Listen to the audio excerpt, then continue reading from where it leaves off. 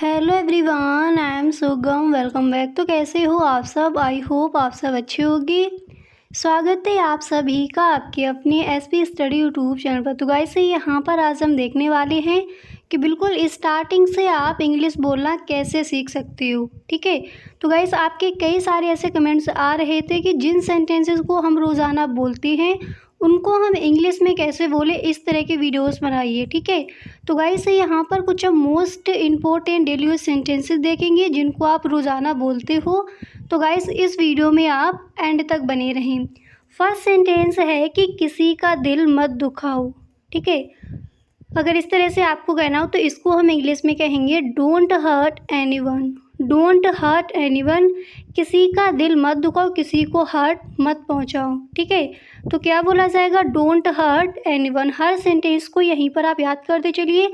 अगर first sentence आपने देखा, एक बार में याद नहीं हुआ, वीडियो को रोक लीजिए, 2-3 बार आपको पढ़ना है, उसके बाद नेक्स्ट देखना है। तो नेक्स्ट है दोस्त बनाने से पहले कई बार सोचो। तो इसको हम इंग्लिश में कहेंगे think many a time before making friends. ठीक है, इसके बाद यहाँ पर नेक्स्ट है, अब यहाँ पर अगला वाक्य है कि वह मेरे पास पैसे के लिए आया। जैसे इस तरह से कहना हो तो इसको हम इंग्लिश में कहेंगे he come to me for money. He come to me for money, वह मेरे पास पैसे के लिए आया। अब कुछ और आपको यहाँ पर ऐड करना हो कि उसके लिए आया, तो उसकी इंग्लिश यहाँ पर आप लगा सकते हो और इस तरह से कहोगे ही कम टू मी फॉर, जिसके लिए भी आए उसको यहाँ पर आप रख सकती हो। अगर आपको यही कहना हो कि वह मेरे पास पैसे के लिए आया, तो याद कर लीजिए इंग्लिश में कहेंगे he come to me for money. He come to me for money, he come to me for money, वह मेरे पास पैसे के लिए आया।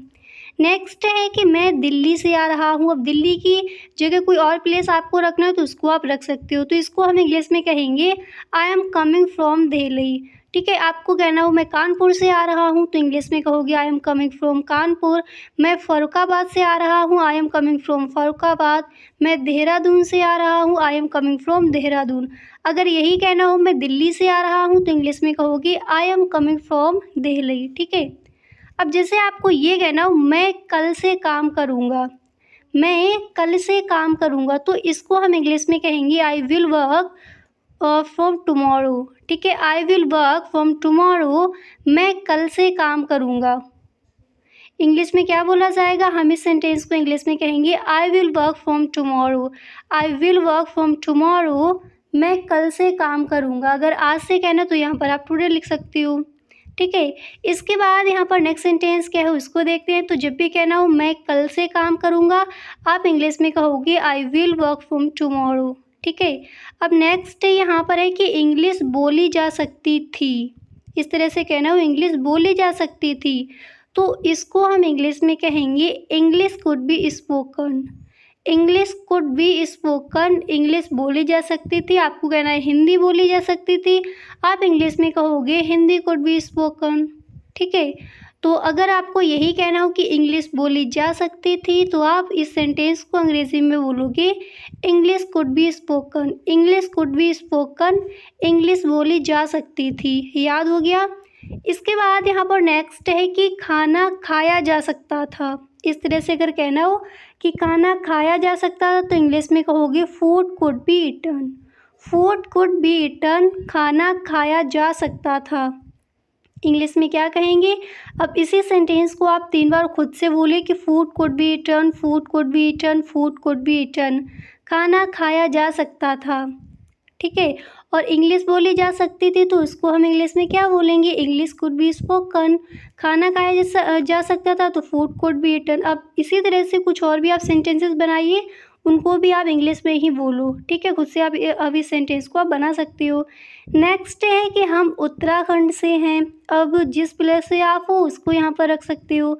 तो अगर यही कहना हो हम उत्तराखंड से हैं, तो आप इंग्लिश में कहोगे वी आर फ्रॉम उत्तराखंड। आपको कहना है हम उत्तर प्रदेश से हैं, तो वी आर फ्रॉम यूपी। आपको कहना है हम मध्य प्रदेश एमपी से हैं, तो आप इंग्लिश में कहोगे वी आर फ्रॉम एमपी या फिर Madhya Pradesh.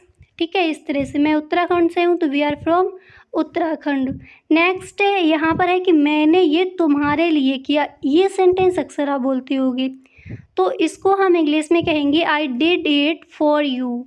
I did it for you, मैंने ये तुम्हारे लिए किया। इंग्लिश में क्या कहेंगे? I did it for you, I did it for you, मैंने ये तुम्हारे लिए किया।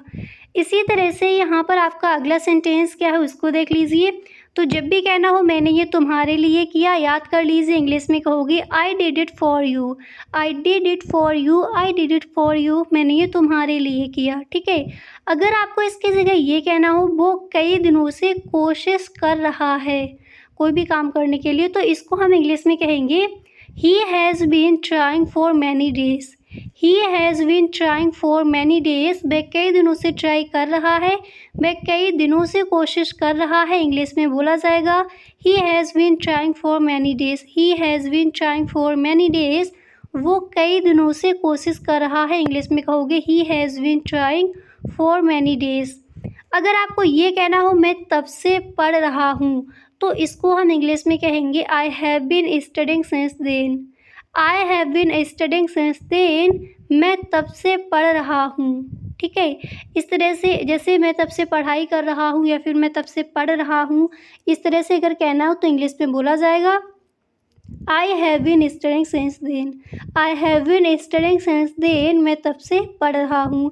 अगर आपको गाइस ये कहना हो कि मोहन दोपहर से रो रहा है, इसको इंग्लिश में क्या कहोगी? तो हम इस सेंटेंस को इंग्लिश में कहेंगे Mohan has been weeping since noon. दोपहर से दिया गया है तो क्या कहोगे? नून। ठीक है। तो मोहन दोपहर से रो रहा है, इसको हम इंग्लिश में बोलेंगे Mohan has been weeping since noon. Mohan has been weeping since noon, Mohan दोपहर से रो रहा। इसकी जगह कोई जैसे और नेम लेना है आपको, रोहित दोपहर से रो रहा है, रोहित सुबह से रो रहा है, तो नून की जगह आप मॉर्निंग कर दोगे तो कहोगे Rohan has been weeping since noon. ठीक है। अब जैसे आपको ये कहना हो वे पार्क से आए, अब पार्क की जगह कुछ और रखना है तो यहाँ पर रख सकते हो। अगर यही कहना हो वे पार्क से आए तो इंग्लिश में कहोगे they come from park. They come from park, वे पार्क से आए। ठीक है। अब आपको कहना है वे ऑफिस से आए, वे कॉलेज से आए, वे स्कूल से आए। ठीक है। तो उनको यहाँ पर आप रख सकते हो पार्क की जगह। अगर यही कहना हो वे पार्क से आए तो इंग्लिश में कहोगे दे कम फ्रॉम पार्क। अगर आपको ये कहना है मैंने राम से सुना कोई भी बात हो, ठीक है, तो आप इंग्लिश में कहोगे आई heard from Ram. I heard from Ram, मैंने राम से सुना। मैंने मोहन से सुना, आई हियर्ड फ्रॉम मोहन। मैंने राधा से सुना, आई हियर फ्रॉम राधा। ठीक है। अगर आपको यही कहना हो कि मैंने राम से सुना तो इंग्लिश में कहोगी I heard from Ram. I heard from Ram, मैंने राम से सुना। अब जैसे आपको ये कहना हो टेबल से कप हटा दो, कप की जगह आपको ग्लास कहना है, चश्मा कहना है, तो उसको यहाँ पर आप रख सकते हो। अगर ये कहना हो टेबल से कप हटा दो तो इंग्लिश में कहेंगे move the cup of the table. Table से ग्लास हटा दो तो कहोगे move the glass of the table. अब इसकी जगह आपको कहना है टेबल से चश्मा हटा दो, बोल सकते हो move the glasses of the table. अगर इसी तरह से कुछ और भी आपको बोला है, जैसे टेबल से पेन हटा दो, टेबल से बुक हटा दो, तो कफ की जगह उसको आप रख दीजिए। अब जैसे ये कहना हो मैं सुबह से पढ़ रहा हूँ, इसको हम देख चुके हैं इंग्लिश में क्या बोलेंगे। ठीक है। दोबारा से देख लीजिए, इसको हम कहेंगे I have been studying since morning, मैं सुबह से पढ़ रहा हूँ। ठीक है।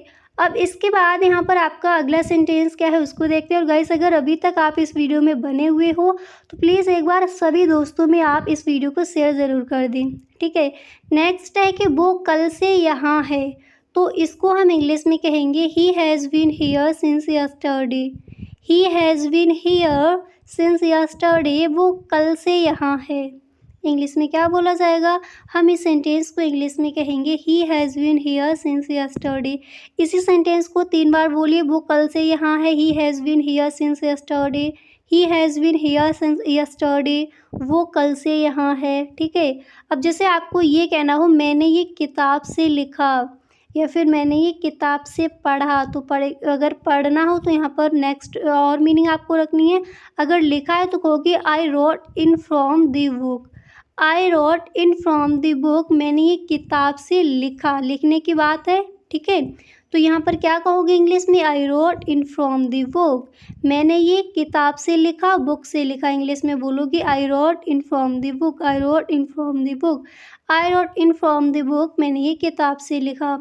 अगर ये कहना हो कि वो बस से उतर रहा है, तो इसको हम इंग्लिश में बोलेंगे he is getting off the bus. He is getting off the bus, वो बस से उतर रहा है।